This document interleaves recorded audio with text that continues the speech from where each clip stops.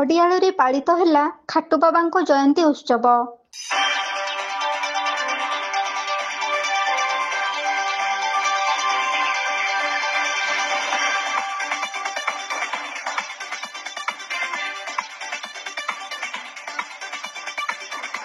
ସୁମଧୁର ଭଜନର ଭକ୍ତିଭରା କଣ୍ଠସ୍ୱରରେ ପବିତ୍ରତା ଭରି ଦେଇଛି ସମସ୍ତଙ୍କ ହୃଦୟରେ।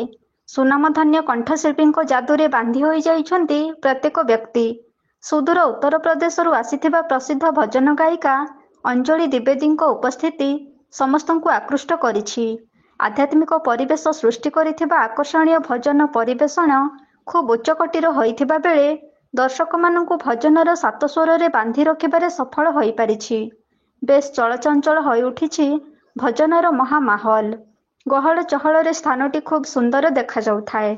ସେହି ଜନଗହଳିପୂର୍ଣ୍ଣ ସ୍ଥାନରେ ଖୁବ୍ ମହାସମାରୋହରେ ପାଳିତ ହୋଇଯାଇଛି ଖାଟୁଶ୍ୟାମ ବାବାଙ୍କ ଜୟନ୍ତୀ ଉତ୍ସବ।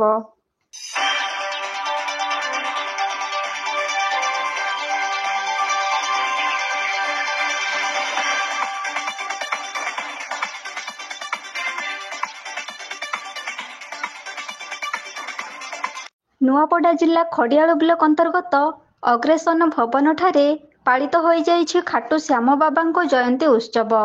ଏହି ପବିତ୍ର ଜୟନ୍ତୀ ଉତ୍ସବରେ ଲୁଧିଆନାରୁ ପୁଷ କହ୍ନେୟା ଯୋଗ ଦେଇଥିବା ବେଳେ ଦିଲ୍ଲୀରୁ ମହାରାଜ ଯୋଗଦାନ କରିଥିଲେ। ଦୀର୍ଘ 7 ବର୍ଷ ଧରି ଏହି ଖାଟୁବାବାଙ୍କ ଜନ୍ମ ଜୟନ୍ତୀ ପାଳନ କରାଯାଉଥିବା ବେଳେ ଏ ବର୍ଷ ଜୟନ୍ତୀ ସମାରୋହ ଏକ ଭିନ୍ନ ଧରଣର ହୋଇଥିବା ଜଣାପଡ଼ୁଥିଲା। ପ୍ରଥମେ ସମଲେଶ୍ୱରୀ ମନ୍ଦିର ପାଖରୁ ଖଡ଼ିଆଳ ନଗର ପରିକ୍ରମା କରୁଥିବା ବେଳେ ଏକ ସୁନ୍ଦର ଜନପଟୁଆର ଦୃଶ୍ୟ ଦେଖିବାକୁ ମିଳିଥିଲା। ନଗର ପରିକ୍ରମା ପରେ ଅଗ୍ରେସନ ଭବନଠାରେ ଏକ ସଭାକାର୍ଯ୍ୟ ଆୟୋଜନ କରାଯାଇଥିଲା।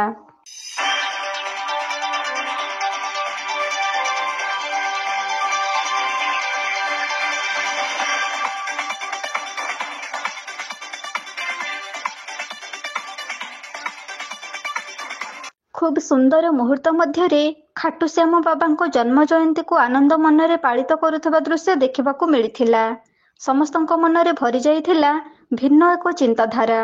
ପ୍ରକାଶ ଥାଉ କି ଖଡ଼ିଆଳଠାରେ 32 ଜଣଙ୍କୁ ନେଇ ଏକ ଛୋଟ ଖାଟୁ ପରିବାର ଥିଲା ବୋଲି ଦିଲ୍ଲୀ ମହାରାଜ ପ୍ରକାଶ କରିଥିଲେ।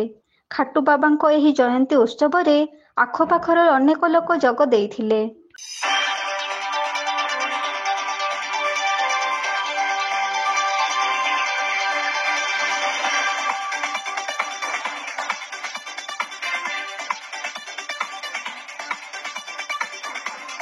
ନୂଆପଡ଼ାରୁ ଲୋକନାଥ ପଟେଲଙ୍କ ରିପୋର୍ଟ, এবি ନ୍ୟୁଜ୍।